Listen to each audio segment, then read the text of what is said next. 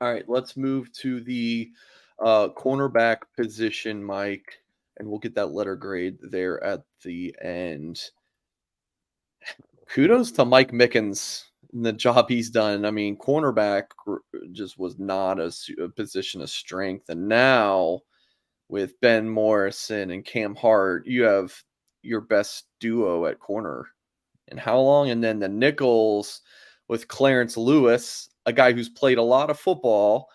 Thomas Harper played a lot of football. It's a good veteran group, Mike. How fired up are you about this cornerback group? Yeah, you asked the question, the best group in how long, and I might argue since back when your boy was playing in 02 and you had Vontez Duff and Shane Walton. Fans will remember those names. We've had Shane on the show. But just guys, it's like when you have guys out on the edges that you fully trust, it gives Coach Golden so much more flexibility in terms of the defense, bringing pressure, which is what a guy like that with the NFL pedigree wants to do. Because you can just say, hey, I'm going to leave these two guys out there. We can play single high and let them go to work. So those two guys, I mean, in terms of value to the defense, it's tremendous what they do.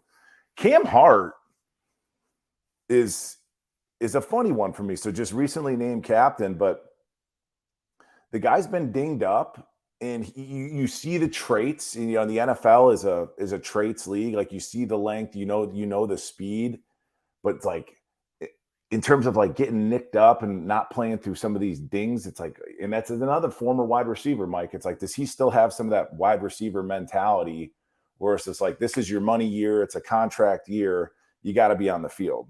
So he's probably not going to finish out camp with the concussion, which I understand.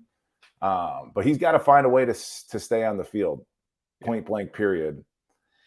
Just looking through my notes, another thing, Benjamin Morrison wasn't this crazy, highly coveted, highly rated guy. Right, Mike? You know better than me.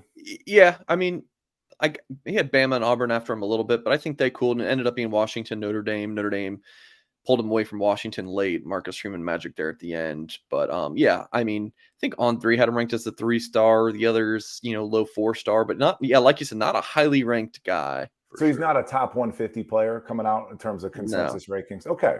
No. So Morrison kind of comes out of nowhere, takes the Notre Dame Nation by storm. I hope that bothers Hart. Hopefully it does, because Hart's like, well, I'm supposed to be the NFL guy. I'm supposed to be the stud out here.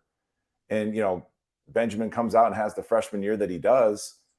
And, iron sharpens iron. So it's like, I hope that Benjamin Morrison's play affects Cam again in a positive way.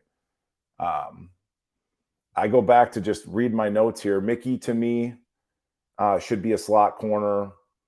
The Lewis playing corner, so Clarence Lewis is now playing slot as well, right? He's playing your nickel. Yeah. And I'm just like, man, he's played a lot of football. I think because he's been here, I think there might be a degree of like obligation from the coaches. Almost like they're trying to find, like, he's a good quality player. He's not going to beat out Cam. He's not going to beat out Benjamin. So let's find a place for him to play. It's a long season.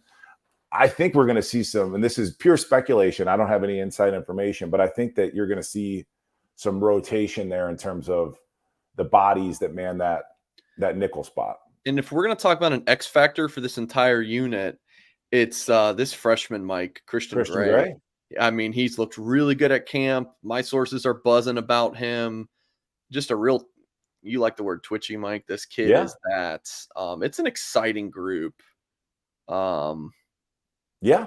And when I go back to what I said to kind of kick that corner conversation off in terms of flexibility, really being able to play man, Cam Hart, to me, he's such a long strider, and he's not as twitchy. He's like a, Pete Carroll, Seattle Legion of Boom, kind of a cover 3 type corner, like a Richard Sherman type. Richard Sherman wasn't a burner. That's why he was a 6th round pick. I mean, Cam's a great player, but in terms of locking somebody up in his injury history, so it's like, yeah, it wouldn't shock me if we see Christian Gray on the field. And then to kind of put a bow on that corner conversation, remember when you and I first started doing this And it was like we would play an elite program, a top 5, a top 10 team, and it was just like we'd come on the screen after the game and be like, boy, do we need help outside, whether it be the receiver position and corner. Mm-hmm. And at least for For we'll get corners. to receivers, Yeah. but like the narrative has absolutely changed in terms of, we just don't have the athletes at corner, and it's like it's going into the season, you're like confident about it. It's Yeah. crazy. I don't think we can use that excuse, right? Maybe Notre Dame does get torched, but it can't be like the talent, because I mean, these guys, these are dudes, Mm-hmm. you know? Yeah, I don't think we're going to see a scenario where, yeah, again, where an elite team, an Ohio State receiver is running past us like we'd seen in Yeah. very recent history. So letter grade, we're giving them an A. Yeah. Oh, sorry. Let's pop that back up. There you go. Yeah, based off our criteria, Mike, Hey. um, I think both of these kids could start for a playoff team, and I think both these kids are going to the NFL. Yeah. And So in that's a solid Cam, A plus. yeah, I would say, I mean, A plus is tough, but Yeah. I'm just going with an A. A. Cover the, Okay. yeah.